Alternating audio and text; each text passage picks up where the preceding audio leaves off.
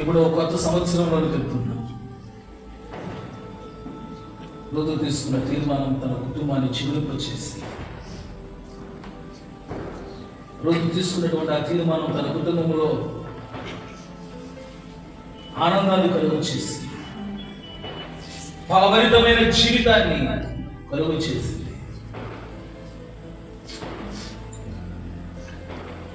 ఈ రాత్రి నీవు తీసుకునేటువంటి తీర్మానం నీ కుటుంబం వర్తిల్లునట్లుగా, నీ ఆధ్యాత్మిక జీవితము ఫలింపు కలుగునట్లుగా, దేవుడు మహిమను పొందినట్లుగా ఉండేటువంటిది ఒక తీర్మానాన్ని తీసుకో.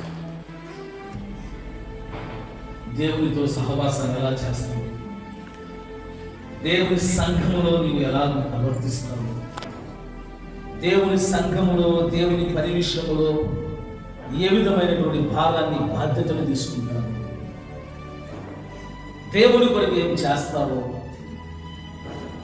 ఆయన సంఘము కొరకు ఏం చేస్తావో, నీ కుటుంబము కొరకు ఏం చేస్తావో, అనగా నీ రక్త సంబంధికులను, నీ స్నేహితులను దేవుని సన్నిధికి తీసుకొని రావడానికి ఎలా తీసుకొని రాగలవో,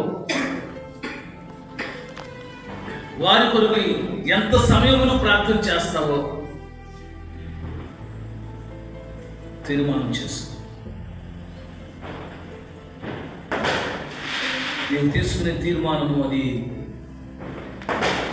సామాన్యమైనది కాదు. నీవు తలుచుకుంటే నెరవేర్చబడేది కాదు. నీ శక్తికి మించినటువంటిది అది.